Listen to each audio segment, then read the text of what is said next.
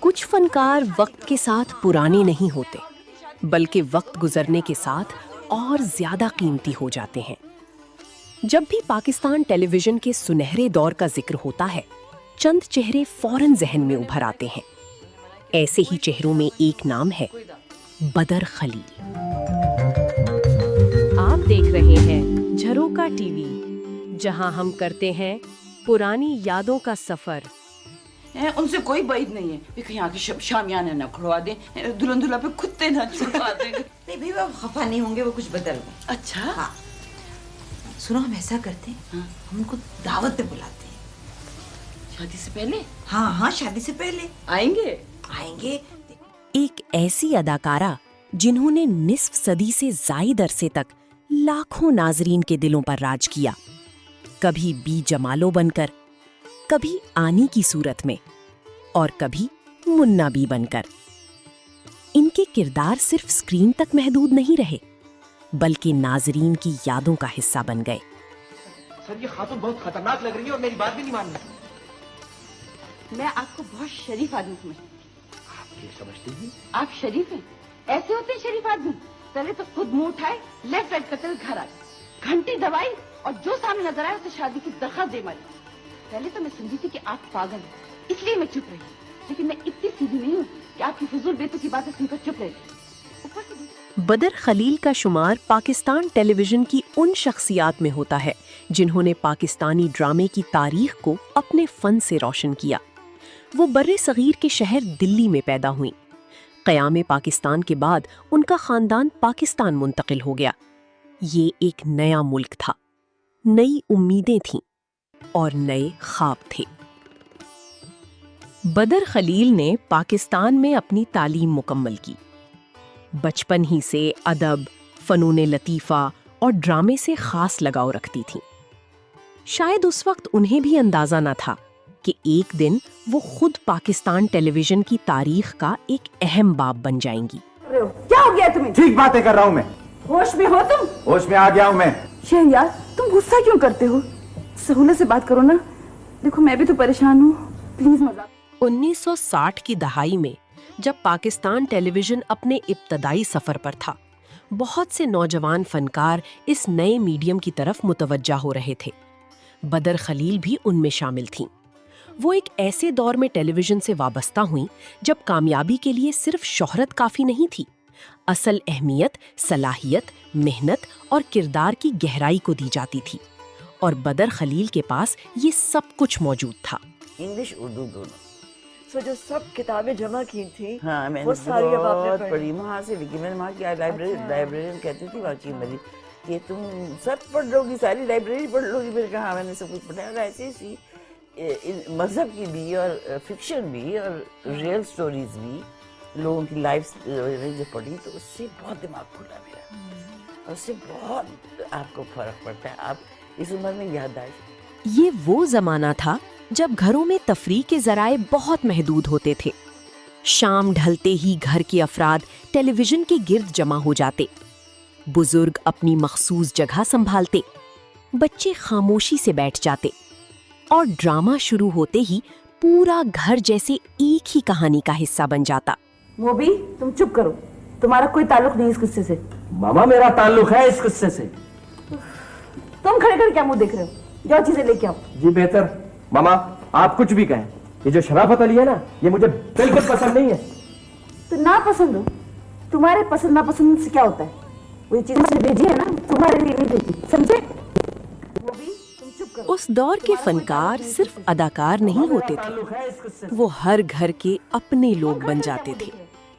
بدر خلیل بھی انہی چہروں میں شامل تھیں جنہیں ناظرین اپنے خاندان کا حصہ سمجھتے تھے۔ 1969 میں نشر ہونے والا ڈرامہ بی جمالو ان کے کریئر کا پہلا بڑا سنگ میل ثابت ہوا۔ یہ ڈرامہ صرف مقبول ہی نہیں ہوا بلکہ ایک ثقافتی حوالہ بن گیا۔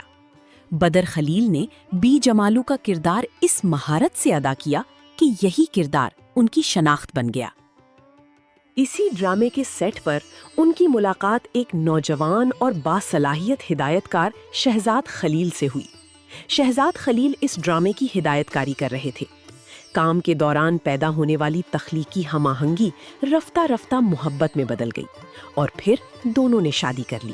میں دلی پارٹیشن کے فوراً بعد آپ لوگ یہاں نہیں آ آ گئے؟ گئے، تو یہاں لاہور آئے تھے یا کراچی؟ لاہور آئے، اچھا، لاہور آئے تھے، وہ تو مجھے یاد نہیں بالکل۔ لاہور آ کے میری بہن نجمہ پیدا ہوئی تھی لاہور میں، تو آپ سب سے بڑی ہیں؟ اچھا اور کتنے بہن بھائی ہیں؟ 6 بہن، یو نو دیٹ، 3 بھائی ہیں اور 3 بہن۔ تو بدر خلیل اسی سنہرے دور کی نمایاں ترین اداکاراؤں میں شامل تھیں۔ تیسرا کنارہ، انکہی اور پھر تنہائیاں جیسے شاہکار ڈرامے ان کے فنی سفر کا حصہ بنے۔ فٹافٹ شادی کرو۔ ہاں بس میں، اور لیکن شادی بھی یہیں سے کروں گی میں، ہاں، اور سب کو یہیں بلا لوں گی، ہے نا؟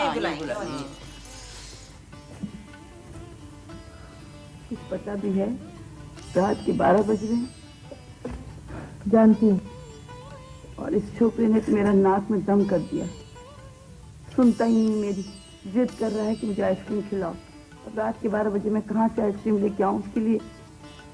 باجی تم تنہائیاں میں آنی خالہ ایک ایسی خالہ تھیں جو محبت، وقار، خود اعتمادی اور قربانی کی علامت تھیں۔ وہ اپنی یتیم بھانجیوں کے لیے صرف سرپرست نہیں بلکہ ایک مضبوط سہارا بھی تھیں۔ بدر خلیل نے اس کردار میں ایسی اپنائیت پیدا کی کہ ناظرین نے انہیں اپنے خاندان کا حصہ سمجھ لیا۔ آج بھی جب تنہائیاں کا ذکر ہوتا ہے تو آنی خالہ کا نام لازمی لیا جاتا ہے۔ جانے کے لیے میری لاش کو پھلانگنا پڑے گا۔ آپ لاش رکھ دیجیے، میں پھلانگ جاؤں۔ اچھا، اوہو، ایک منٹ، ایکسکیوز می سر، سر یہ خاتون بہت خطرناک لگ رہی ہے اور میری بات بھی نہیں مان رہی۔ میں آپ کو بہت شریف آدمی سمجھتی ہوں۔ آپ کیا سمجھتی ہیں؟ آپ شریف ہیں، ایسے ہوتے ہیں شریف آدمی؟ پہلے تو خود منہ اٹھائے، لیفٹ رائٹ کرتے ہوئے گھر آئے، گھنٹی دبائی اور جو سامنے نظر آیا اسے شادی کی درخواست دے ماری۔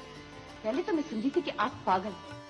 اگر تنہائیوں نے ان کی مقبولیت کو نئی بلندیوں تک پہنچایا تو دھوپ کنارے نے ان کی اداکاری کی وسعت کو ثابت کر دیا۔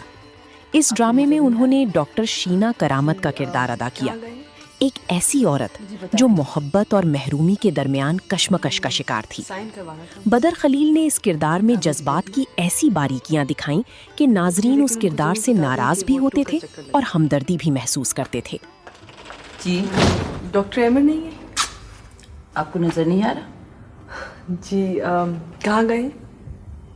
مجھے بتا کے نہیں گئے۔ یہ سائن کروانا تھا ان سے۔ آپ مجھے دے دیجیے۔ جی لیکن ان کو ضرور بتا دیں کہ وہ آٹو کا چکر لگا لیں۔ ماروی میں اکلیما، تم سے کہنا تھا میں یاسمین، چاندنی راتیں اور دیگر متعدد ڈراموں میں ان کی موجودگی ہر کہانی کو ایک خاص وقار بخشتی رہی۔ وہ ان اداکاراؤں میں شامل تھیں جنہوں نے پاکستانی خواتین کے مضبوط اور خود مختار کرداروں کو نئی شناخت دی۔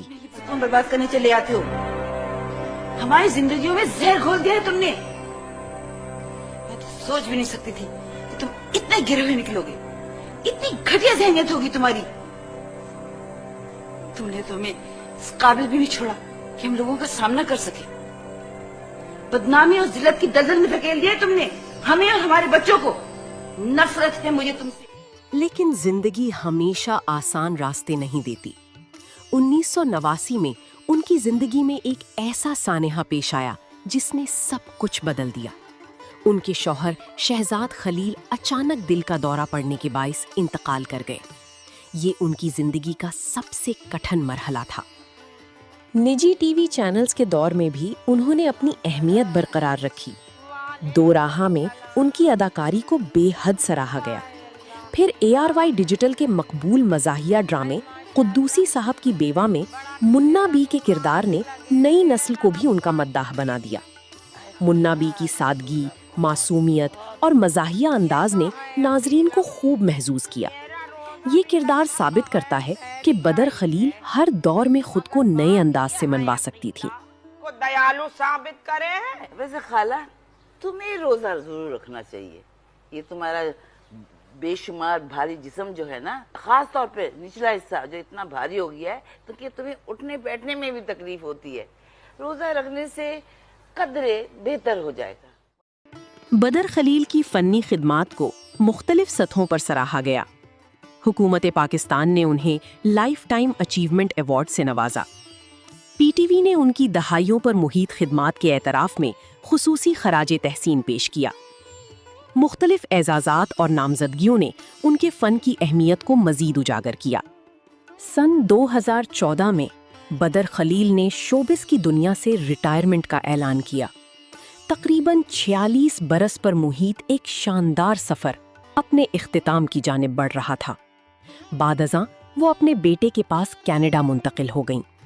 मगर फनकार कहीं नहीं जाते, वो अपनी तख्लीक़ात में जिंदा रहते हैं और बदर खलील भी आज अपने किरदारों में जिंदा हैं।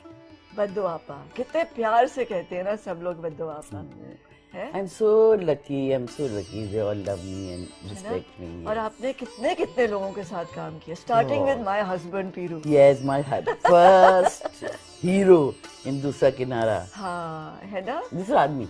हाँ दूसरा आदमी में थे ना आप दोनों। और मुझे याद है मैं सेट पर आई थी Yeah, और छोटी सी। शहजाद खलील के कमरे में ही तो जब भी तन्हाइयों की आनी याद आएगी, जब भी धूप किनारे के किरदारों की बात होगी और जब भी कुद्दूसी साहब की बेवा की हंसी गूंजेगी, बदर खलील का नाम एहतराम और मोहब्बत के साथ लिया जाएगा। झरोका टीवी बदर खलील को उनकी फनी खिदमात पर खराज अकीदत पेश करता है। आपको ये वीडियो कैसी लगी? कमेंट्स में अपनी राय का इजहार जरूर करें। अगर आप भी पाकिस्तान टेलीविजन के सुनहरे दौर और उसके अजीम फनकारों को याद करना पसंद करते हैं तो झरोका टीवी को सब्सक्राइब करना ना भूलिए। वीडियो को लाइक और शेयर कीजिए ताकि ये खूबसूरत यादें मजीद लोगों तक पहुंच सकें। फिर हाजिर होंगे एक और सुनहरी याद के साथ। तब तक के लिए अल्लाह हाफिज। उमर के इस गैप को तुम कभी खत्म नहीं कर सकते, और अगर तुमने करने की कोशिश की तो मुझे अंदाजा है ये है झरोका टीवी, जहां यादें जिंदा रहती हैं।